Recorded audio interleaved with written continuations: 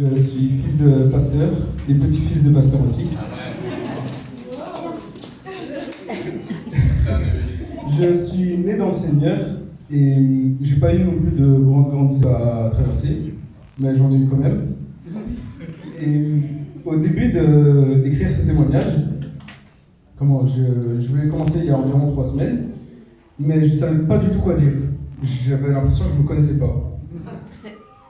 Et j'ouvre une note sur mon téléphone pour l'écrire, et je vois un petit onglet témoignage.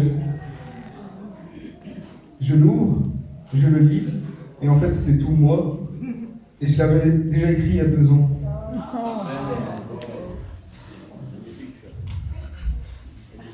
Allez, Valère!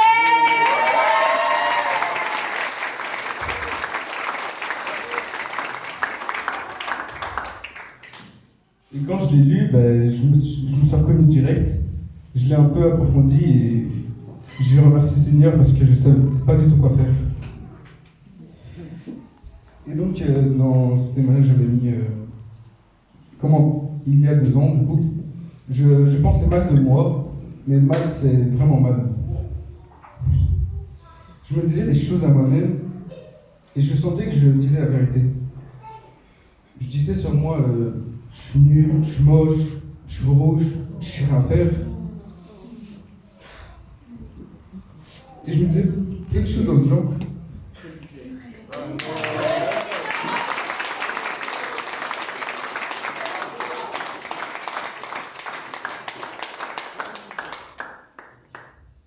Mais de base, je ne suis pas une personne fragile. Quand quelqu'un me dit quelque chose de mal, je ne le prends pas pour moi. Et mentalement, je peux pas me faire harceler.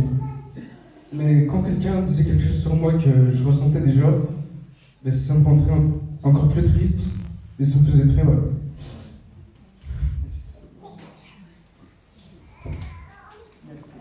Et de base, je suis un garçon, comment j'étais, je suis toujours, je suis un garçon fort souriant, j'essaie de répandre ma joie et tout. Mais au fond de moi, je me sentais toujours triste et je l'ai toujours mal. Il y avait toujours quelque chose qui m'aidait à avancer, c'est la prière. Et Dieu m'a beaucoup aidé là-dedans. Prier était comme quelque chose qui me donne l'énergie pour combattre ces mauvaises choses qui étaient en moi. Du moins, pendant un moment. Et je savais que Dieu allait me montrer comment je pouvais combattre ça. Et un jour, à l'église, j'ai eu une révélation de Dieu. C'était un mardi soir, où il y a à peu près 2 ans, vu que je l'avais déjà écrit. Et j'étais debout, je priais, et j'ai eu une vision. La vision avait duré environ 15-20 minutes dans la vie. C'était vraiment long pour moi. Et dedans, il y avait moi, à l'église, au même endroit, au même moment. Et j'étais en train de prier et tout, et d'un coup, boum, je meurs, crise cardiaque. Je tombe, tout le monde vient autour de moi et tout, mais c'était déjà trop tard, j'étais déjà mort. Puis un petit noir se passe et je me vois à mon enterrement, avec tout mon entourage et ma famille qui me regardent et qui pleuraient. Et 40 jours plus tard, je ressuscite. Et je me vois, pas comme je me vois maintenant, mais je me voyais en 3e personne, je veux dire, d'au-dessus. Et du coup, je me contrôlais pas, juste, je me voyais juste. Et j'ai avancé vers l'église de Fontaine. Et je rentre dans l'église, pas par la porte, mais je rentre par le mur. Je me demandais pas comment, mais j'ai cassé le mur. Et après, voilà. Et il faisait vraiment nuit, il devait être 4h du matin, vraiment nuit noire. Et mon père reçoit l'alarme sur son téléphone que quelqu'un est rentré dans l'église. Du coup, il prend la voiture, il vient vite à l'église pour voir, et il voit le mur complètement détruit. Alors il prend quelque chose dans la voiture pour se défendre, au cas où il y a quelqu'un.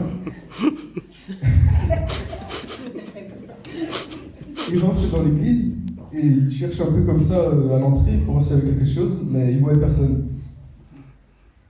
Et il continue de chercher un peu et tout. Et moi, j'étais à un endroit, en gros, il y a l'église de Fontaine, il y a l'estrade et tout devant, il y a une croix, la même croix de là. Et j'étais à genoux devant la croix. Et mon père ne m'avait pas encore vu, et je commence à parler. Mais c'était pas moi, je parlais, c'était Dieu qui parlait à travers moi. Et du coup, mon père, il s'avance pour voir c'était qui parlait. Et après, il me voit sous le choc, son fils déjà mort depuis 40 jours, en train de lui parler. Et je me souviens plus de qu'est-ce que j'avais dit, mais c'était pas très important à ce moment-là. Et puis, ma dernière phrase, c'était tu dois accomplir quelque chose pour retrouver la mémoire. Et après, je me réveille, je reviens à moi, et je me dis à mon père, qui êtes-vous? Où suis-je? Je ne savais plus j'étais qui, je ne savais pas qu'est-ce que je faisais là. C'est comme si je venais de naître et je connaissais rien. Et il ne me répond pas, il est encore sous le choc de voir son fils mort devant lui, en train de lui parler. Et je lui demande, est-ce que tu pourrais m'inviter chez toi pour manger? Il était 4h du matin quand même. Et puis dans la vraie vie, il m'a dit oui, bien sûr.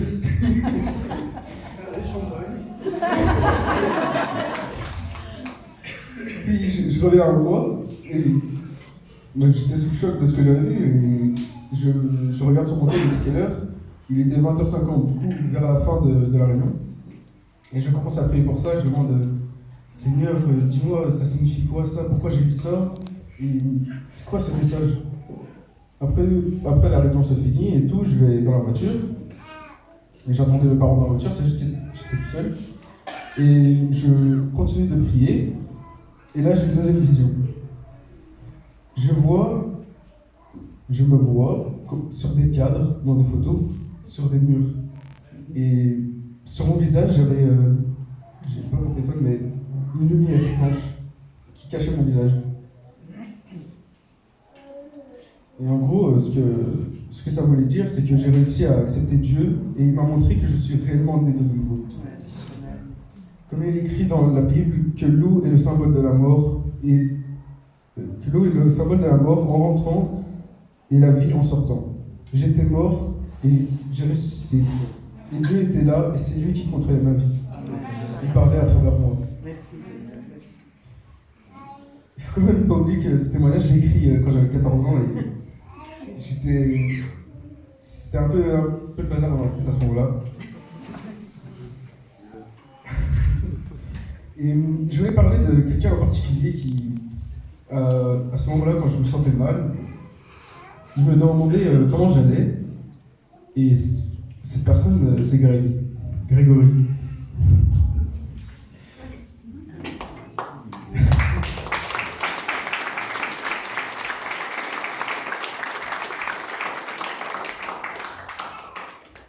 Grégory, je l'aimais bien parce que quand il me demandait ça va, mais je voyais que c'était sincère.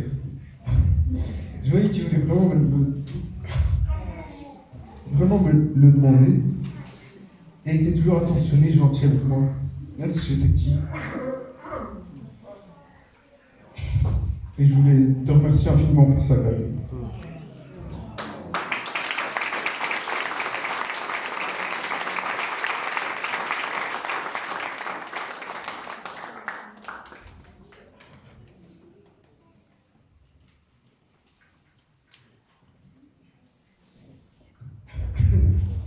Et donc, pour résumer tout ça, c'est que Dieu m'a transformé mentalement et spirituellement. Depuis ce moment-là, je n'ai plus jamais douté de lui et de ce qu'il pouvait faire. Et ça a été confirmé encore par une autre chose. C'était encore un mardi soir, jour de prière. Mais après, c'était après tout ce qui s'était passé avec la vision et tout que j'avais eu. Et j'étais à l'église, j'étais au fond de la salle. Je marchais et je priais avec assurance et tout. J'étais vraiment à fond dans la prière. Et du coup, j'étais au fond de la salle. Et à un moment, je me calme, j'arrête de prier. J'avais beaucoup prié, du coup, j'arrête. Et je vois Manona qui était assise, du coup, tout derrière dans le fond. Et je vois qu'elle était pas bien, elle était posée comme ça, pratiquement endormie. Bah, ça change pas d'habitude, mais.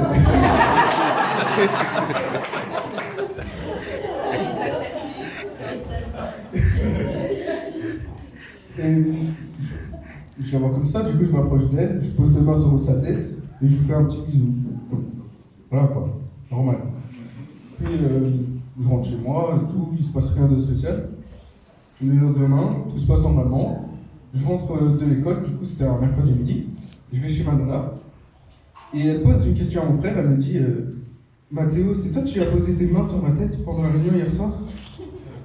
Et lui il lui dit non, j'ai pas fait ça. Et ma nonna elle dit c'est bizarre alors. Et moi je dis à ma nonna, c'est moi, j'ai posé mes mains sur ta tête, je t'ai même fait un petit bisou. Elle me dit ah, c'est toi? Et elle m'explique quelque chose dont je suis encore sous le choc maintenant. Elle m'a dit avant que tu poses tes mains sur ma tête, j'avais très très mal à la tête. Et ça faisait plusieurs jours que j'avais mal et ça passait pas. Et quand tu as posé tes mains, je n'ai plus rien senti. Tu m'avais guéri.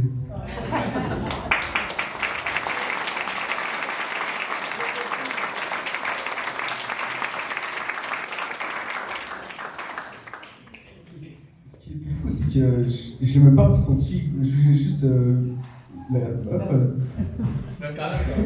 petite caresse. Je savais pas que j'allais. Comment c'est pas moi, c'est Dieu, mais je veux dire, à travers moi, il avait guéri son mal de tête, sans que je m'en rende compte. Mais j'avais 14 ans à ce moment-là et c'était fou pour moi de me dire j'ai guéri comme ça quelqu'un, quoi. Je veux remercier Dieu énormément pour ça parce que grâce à lui, je sais que je peux faire beaucoup plus de choses que ça. Amen.